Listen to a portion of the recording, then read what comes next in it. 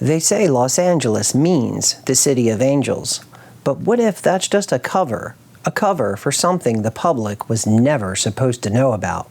What if the name isn't just poetic, but a code, a title not for angels of light or even the Virgin Mary, but for something far older and not human, something buried beneath the city itself in a land called Amaruca, for educational purposes only. Welcome back to my channel, Sage of Lores. If this is your first time here and you like what you see, please like, comment, and share this content with your friends and family so we can show them how to better understand all the complex esoteric topics you try to share with them. And don't forget to hit that subscribe button below and ring the bell and select all so you can get notifications as soon as I publish more content. Now let's get right to the video. When the Spanish settlers founded Los Angeles in 1781, they named it El Pueblo de Nuestra Señora la Reina de los Angeles, which means the town of Our Lady, the Queen of Angels. Most assume it honors the Virgin Mary, but what if that title, Queen of Angels, wasn't new, but inherited from something ancient? The Spanish often replaced native spiritual sites with Catholic ones, but this wasn't just religious dominance, it was strategic. After Christianity became Rome's official religion in 380 AD, churches weren't built randomly, they were placed. The Temple of Hephaestus became the Church of St. George, the Oracle of Delphi silenced beneath Christian shrines, and the Pantheon in Rome became a Catholic church in 609 CE. And even the Hagia Sophia in Istanbul, originally dedicated to ancient Greek gods Apollo or Artemis, was then replaced by a Christian cathedral, then later an Islamic mosque. But why? Because these ancient temples sat on geomagnetic nodes, sacred energy points mirroring those of the heavens above. By building directly on top of them, the church didn't just erase old beliefs, it claimed their power. What if the same tactic was used in Los Angeles? Not to glorify Mary, but to bury what the Spanish actually found here. An ancient spiritual center, a hive of non-human entities beneath the surface, hidden under the guise of Catholic sanctity. The title Queen of Angels may sound Christian, but it echoes a lineage far older than Mary. Across millennia, ancient cultures worshipped sacred feminine deities, many sharing striking traits with the Virgin. Inanna of Sumer, Isis of Egypt, Cybele of Anatolia. All were virgin mothers, all called Queen of Heaven. Isis cradled Horus, just as Mary would cradle Jesus. Cybele, the Great Mother, as depicted by the Romans, was worshipped for her purity and power, just like Mary. These goddesses predate Mary by over 3,000 years, yet their titles, symbolism, and divine roles were simply repackaged. Theorists argue that Mary is simply just the latest iteration of an ancient archetype, recast within a monotheistic, patriarchal system that suppresses the feminine while co-opting its power and symbolism. Empires don't just conquer land, they conquer memory. From Rome to Spain, ancient history has been rewritten like ritual, layer upon layer. Old gods buried, new gods enthroned on their ruins. But if you peel back the layers, one name keeps resurfacing: Inanna. In the oldest Sumerian tablets, she is the original Queen of Heaven, and the gods she walked among, described as radiant, divine, and serpent-like, the fiery ones, just like the biblical seraphim, serpents of light. Ancient carvings show these gods with elongated skulls, reptilian features, and slit eyes. Not just symbols. Some say these were real beings, entities who came down from the sky, created the Adamu, and ruled the earth from the shadows. So what if Our Lady of the Angels isn't Mary at all? What if it's representing Inanna, veiled behind a Catholic mask, still worshipped, still honored, in a city built atop the realm of the serpent gods? Let's revisit something easily so overlooked. Los Angeles' full name, El Pueblo de Nuestra Señora la Reina de los Angeles del Rio Porciúncula, the town of Our Lady, the Queen of Angels of the Porciúncula River. Most assume this name simply honors the Virgin Mary. But what if there's more to it? The phrase Queen of Angels might not just refer to a divine figure, but also to a location.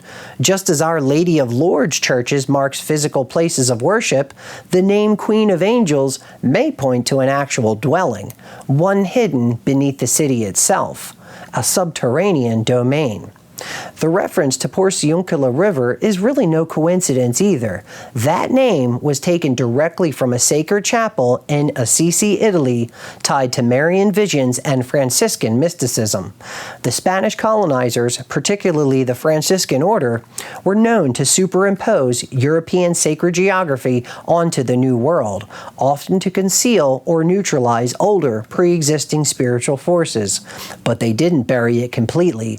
The clues were left just visible enough for the initiates, those trained in sacred traditions, to recognize. Our Lady, Queen, Angels, and Porciuncula are not just religious terms, they're esoteric markers, signposts for those with eyes to see. Just like the eye in the Great Pyramid seen on the dollar bill.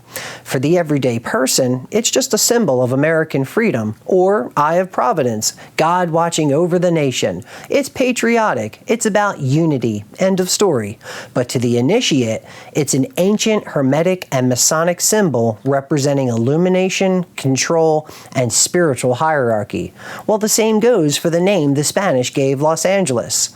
But what if this Queen of Angels is not merely a heavenly abstraction, but also a literal queen? A serpent queen, perhaps presiding at a geomagnetic epicenter beneath Los Angeles. A being rooted not in Christian myth, but in antediluvian traditions, connected to Inanna, the Sumerian goddess of war, fertility, and the underworld. Perhaps not Inanna herself, but a figurehead in her likeness. Just as the title president is held by many individuals over time, so too might Queen of Angels be a role passed down. A reptilian sovereign acting in accordance with ancient cosmic law and hidden in plain sight beneath the city that bears her name. In the Book of Enoch, the Watchers, a group of fiery, luminous angels, echoing both the seraphim and the Sumerian gods, depicted as reptilian in appearance, descended to earth and took human wives. Their offspring, the Nephilim, wreaked such havoc upon the earth that it triggered God's divine judgment, a huge great flood. But here's the twist. Only the leaders were punished. Azazel was bound beneath sharp stones in the desert. 4 other angels were sealed under the Euphrates, prophesied to rise only when the river dries. The rest, never mentioned, never caught, never judged. Even the Bible in Jude chapter 1 verse 6 says, those angels are kept, not destroyed, in quote, in chains under gloomy darkness until judgment day, which raises the chilling possibility some fallen ones may still roam or hide in the shadows of the earth. And what better place to vanish than deep beneath what would one day become Los Angeles? Across ancient myth, the same story echoes. Serpent-like gods descended or ascended to interact with mankind, some benevolent, some malevolent, who were cast down into the abyss as a punishment for their transgressions. In Mesoamerica, winged serpents like Kukulkan emerge from beneath the ground or seize through portals. The 9 lords of Shababa dwell in a chthonic realm, some imprisoned, some still ruling. In Mesopotamia, the Apkallu, half man, half serpent or fish, taught mankind, then corrupted it, and were cast into the abyss, or the Abzu. Not slain, but contained. In Hindu cosmology, the underworld is known as Patala. One of the lokas contains a subterranean realm inhabited by the Nagas, powerful serpent beings who interacted with, protected, taught, or tested humanity. Some were considered guardians of treasures, sacred knowledge, and portals. The Nagas were not always foes. They were said to interact with humankind, offering protection, trials, or wisdom to those deemed worthy. Ancient Puranic or Mahabharata texts speak of gateways to Patala being hidden beneath sacred water bodies. The Naga king, Takshaka, son of Shisha, is associated with tunnels and serpent cities located all over northern India and modern Pakistan. At the Katas Raj temples in modern-day Pakistan, it is said that beneath the dark, still water lies a sealed entrance into the Naga underworld. Locals and mystics have long believed the pond is bottomless. Divers have tried measuring its depths, stopping at 30 to 40 feet, but claim it's inconclusive due to darkness and water conditions, which is really suspicious considering some divers are able to dive hundreds of feet in other bodies of water. Even more odd is the water always returns to full level no matter the drought. At the bottom, people whisper of a massive stone slab carved with serpent imagery. This Naga stone, they say, seals the entrance to a vertical shaft, a true Naga hole, or Shisha's gateway, through which the coils of Shisha Naga descend deep beneath the earth, through layers below the tectonic crust and open onto Patala Loka, the mythical underworld where the Nagas rule. A priest clan maintains the site. Outsiders who try to dive and reach the door are warned off. Even bathers are told not to disturb the spring's surface. In some tellings, the gate is still active and only those ritually purified or chosen can enter without being swallowed alive. So ask yourself, if ancient Hindu lore openly speaks of advanced serpent beings dwelling beneath the earth, why is it so unthinkable that something similar could exist beneath Los Angeles? Perhaps this truth has been carefully hidden, obscured for centuries, not denied, but simply veiled from the uninitiated. A safeguard to keep the profane from encountering these beings and unlocking their mystical teachings. Powers that don't judge intent, only amplify it, for good or evil. But what if someone already has? What if this is exactly what the Hollywood and political elite are tapping into, ritualistically communing with the ancient, possibly serpentine intelligences? Is this why Hollywood exerts such strange, almost sorcerous influence over the global mind? Because maybe, just maybe, satanic influence isn't just horns and pitchforks. Maybe it's just serpentine and very, very real. Before the Spanish arrived, the Tongva people inhabited the Los Angeles basin, and their oral traditions spoke of sky people, giants, and powerful spirits dwelling in the mountains and underground realms. When Spanish explorer Juan Rodriguez Cabrillo sailed into San Pedro Bay in 1542, he named it Bay of Smokes after seeing Tongva smoke-firing fish. But early missionary records wrote of devilish visions, cave smoke, and beings with golden eyes fleeing into the hills. What they encountered was not holy, it was ancient. As the Mesoamerican serpent worship cults, such as Quetzalcoatl traditions, migrated north up into modern-day Mexico and Southern California, they brought myths of feathered serpent deities and subterranean cities and sacred portals linked to water. Given that serpent deities across these cultures, like Quetzalcoatl, Kukulkan, and Xikaltu, were not only sky beings, but often associated with underground realms, sacred springs, cenotes, and subterranean tunnels, it's very likely that the Tongva, who inhabited the region rich in underground aquifers and hot springs, shared these similar beliefs.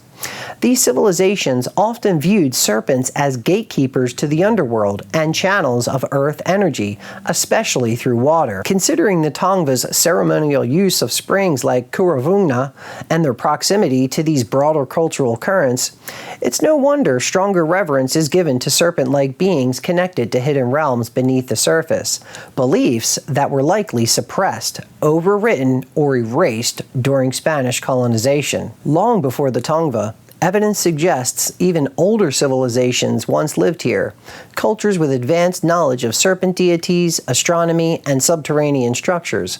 Across the southern California desert lie massive stone alignments unattributed to known tribes. In Chumash territory, indigenous people that lived alongside the Tongva, solstice markers, Orion star maps, and cave art depicting serpent-like humanoids hint at contact with something non-human. Figures with marine, avian, and reptile traits recall myths of the Apkallu, or feathered serpent gods like Quetzalcoatl, hybrids from the sky and sea.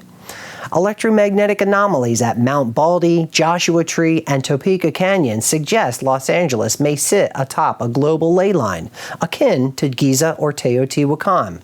So what are we really looking at here? These scattered signs, stone alignments, non-human figures, underground blueprints, and geomagnetic anomalies point to a possible long-lost civilization with astronomical knowledge and underground technology. America itself, like Los Angeles, has its foundations in similar mythic traditions that you were never taught in elementary school.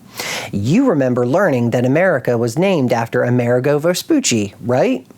But what if I told you that was merely a cover story for Eurocentric legitimacy? In 1951, world-renowned esoteric scholar Manly P. Hall, known for decoding suppressed ancient wisdom, claimed America was originally derived from Amaruca, meaning land of the plumed serpent, a name rooted in ancient serpent-worshipping civilizations of the Americas. After all, the entire South American continent is riddled with serpent iconography. Why would North America be any different? Manly Hall wasn't alone. James Price, an American theosophist, highly recognized esoteric scholar, acclaimed publisher, and pivotal figure who bridged early Christian theology with Western esoteric traditions, traced Amaruca to Amaru, a serpent deity of the Andes mountain region connected to Quetzalcoatl and Guchumats, the feathered serpent gods of Mesoamerica. So why hide this? Because the Amaruca origin undermines the narrative of European discovery of America. And instead of the colonial myth that indigenous cultures were primitive, it points to a sophisticated pre-Columbian civilization with spiritual and possible technological knowledge. Knowledge suppressed by church-state powers who needed to maintain control over history, education, and us. Some archaeologists even admit that the Plumed Serpent cult stretched far beyond Mesoamerica into the American Southwest, and maybe even beneath it. So ask yourself, was America named for a European explorer or for a global serpent tradition that spans continents, timelines, and bloodlines? As Mesoamerican cultures migrated north, they carried many myths and legends of these angelic serpent deities with them, deities these cultures believed to be real physical entities. So it's incredibly likely that these entities existed wherever worship of them was taking place. And one such place, a city built atop underground aquifers, sacred springs, and powerful geomagnetic nodes, a place beneath the bustling city streets of Los Angeles. And if that sounds far-fetched, just wait, because what if this ancient presence beneath Los Angeles wasn't just a myth, but it was actually mapped?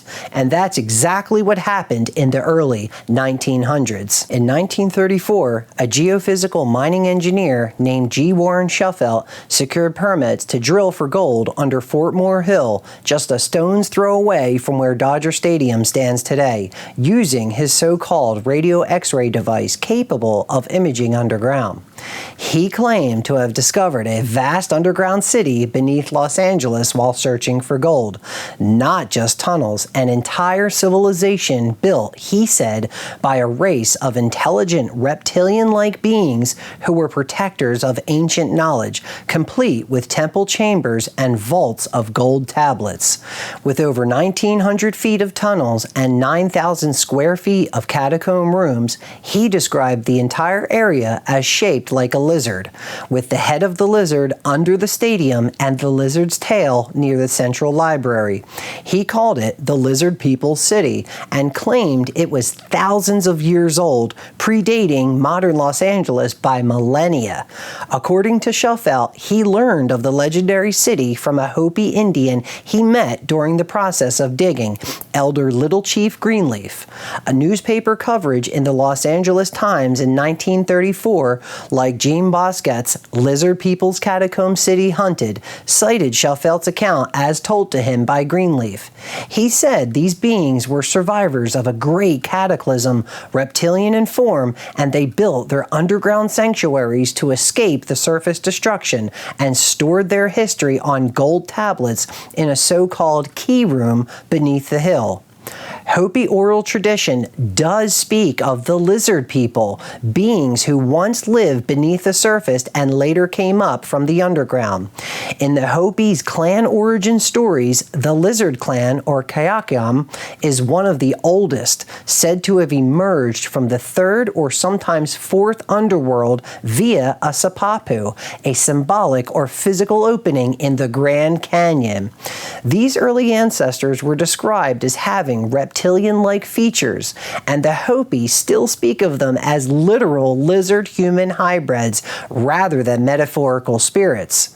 The legend says a great catastrophe occurred 5,000 years ago, and it was in the form of a huge tongue of fire which came out of the southwest, destroying all life in its path, the path being several hundred miles wide.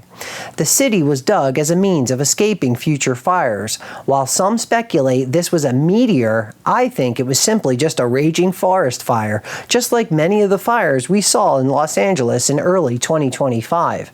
The article goes on to mention one very specific point that stood out to me. It says the underground city was dug with powerful chemicals by the lizard people and was drained into the ocean where its tunnels began. So its tunnels began at the ocean? This is an extremely important smoking gun for the next part about the Malibu Anomaly. So just keep this fact in mind for now. The article says tide passing daily in and out of the lower tunnel portals forced air into the upper tunnels and provided ventilation. And in addition to perfecting a chemical solution by which they bored underground without removing earth and rock, they also developed cement far stronger and better than any in use in modern times, with which they lined their tunnels and rooms. Not only is this an amazing feat of engineering, clearly not done with pick and shovels, but these tunnels were created with something more technologically advanced than what mainstream science says ever could have existed in that era. According to Explorer's Web, Ray Martinez and Rex Irving were listed as Shufelt's partners, described as gold-hungry treasure hunters, and they believed in his invention and invited Shufelt to join them. The trio set out to acquire funding and a digging permit. According to History's Mysteries, the county board approved permits under the deal to split any recovered treasure 50-50 with the county. Online sources claim Shufelt had permits granting him up to 1,000 feet. And while there's no official documentation of this, the 1934 article does confirm that 1,000 feet was the goal. Here's where things become highly questionable. The 1934 article also confirms the shaft they built on went down 250 feet, and the sources claim that's when they hit gold readings and everything stopped. So we know they had a goal of 1,000 feet and stopped at a mere 250 feet. So this could suggest a concealment order or fear of exposure. The fact they hit something, natural caverns or voids, is supported by geologists confirming existing underground chambers under the area. When drilling abruptly ceased, the entire operation was swiftly buried, permits were revoked, and shafts were filled in, and Shufelt's partners disappeared without a trace. His mysterious radio X-ray machine was never properly studied, likely because doing so might have confirmed its legitimacy and, by extension, validating his astonishing claims. That was a can of worms the county had no interest in opening. As a result, his technical drawings and blueprints were never made public, and then, just as mysteriously, Shufelt himself vanished. Shufelt mapped the entire underground chambers built by these reptilian beings to preserve their history. Structures that oddly align with modern restricted utility corridors never fully excavated, which means had Shufelt been able to fully explore this area, there could have been an entire area twice the size or larger than what he originally discovered, an area that would have shown the tunnels extending westward toward the ocean. Since then, stories of reptilian overlords, deep underground bases, and hidden elites have haunted the city's shadowy corners. Hollywood, downtown, the hills, the tunnels. If that weren't convincing enough, you won't believe this next detail, one in which I think adds tremendous credibility to Shufelt's entire claim. In 1934, months before Shufelt's famed Lizard City survey beneath Los Angeles hit the headlines, a California woman named Edith Eldon Robinson sent a letter to the editor of the Journal of American Society for Psychical Research, describing a vision she had months prior to Shufelt's claim. She claimed to have seen an immense subterranean city beneath Los Angeles, carved into mammoth tunnels stretching all the way to the seashore, built by an ancient, long-vanished civilization. Take note of another claim about tunnels extending to the shoreline. This is extremely important for the next part. The timing and uncanny similarity between her account and Shufelt's later map of underground chambers and passageways, despite the two having no known contact, has led many researchers to view Robinson's testimony as very powerful, independent corroboration that such a hidden metropolis may truly lie beneath Los Angeles. But here's where the sleuth's brow furrows. The journal containing her letter wasn't widely distributed to LA citizens. It was an obscure parapsychology periodical with very slow publication cycles. For Shufelt to have read her letter before going public, he would have had needed either direct contact with Robinson or insider access to the journal's correspondence, both theoretically possible but circumstantially unlikely. This means the most plausible outcome is that Shufelt didn't borrow from Robinson. He and Robinson stumbled upon the same legend or reality from different angles. Sound familiar? Reptilian gods, subterranean cities. The only thing missing is a goddess of light and fire known for her descent into the underworld and return to the heavens. So ask yourself, if the angels were reptilian, who is their queen? Is it really the Virgin Mary? Or are we talking about an ancient, non-human matriarch, a ruling serpent queen like a hive's alpha or a dragon at the center of a lizard-shaped labyrinth located just beneath our feet in the City of Angels?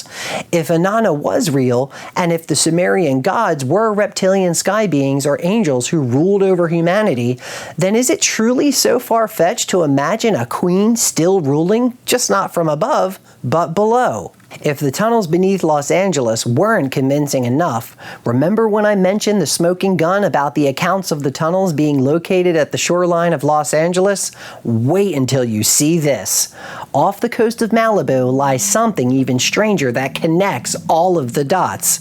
In 2014, researchers using Google Earth discovered a massive underwater structure about 6 miles off Point Dume in Malibu. The coordinates listed here show this so-called Malibu Anomaly, dubbed the Holy Grail of UFO/USO researchers.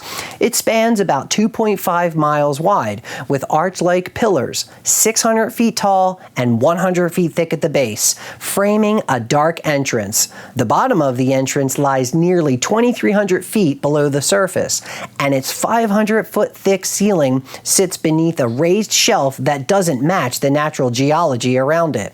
And here's what's incredibly suspicious. Shortly after it went viral, the image blurred out completely from Google Earth. A coincidence or digital cover-up?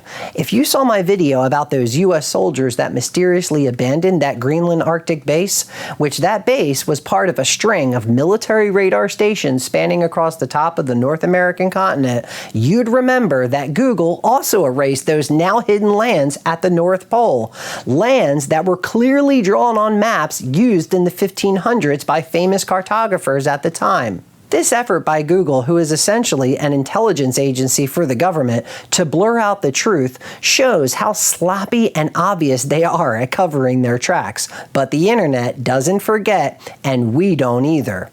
Mainstream scientists shrugged off the Malibu Anomaly as natural, yet no peer-reviewed study has ever been released. Another can of worms terrified of being opened.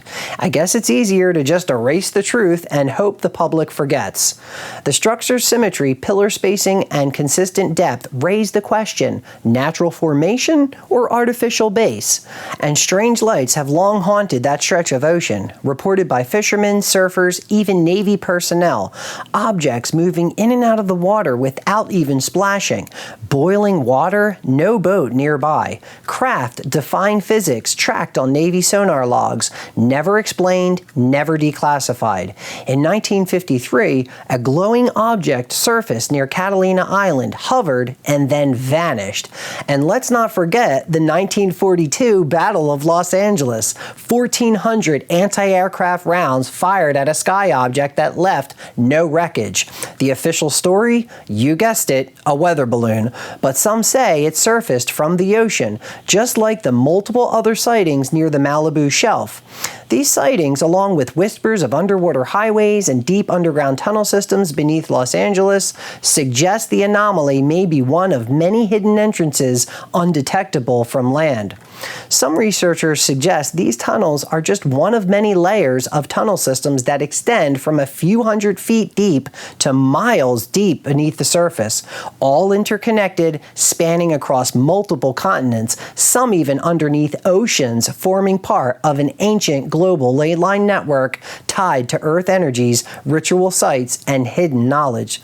Researchers believe these tunnels span continents, oceans, and ritual sites, connected by a forgotten ley line network pulsing with Earth energy and guarded knowledge. As with any UFO cover-up, military silence speaks volumes. FOIA requests come back non-existent despite obvious sightings in close proximity to Point Mugu, San Nicolas Island, and China Lake naval bases, all high-security naval zones. So we're left with a few questions. Is Malibu hiding more than a natural formation?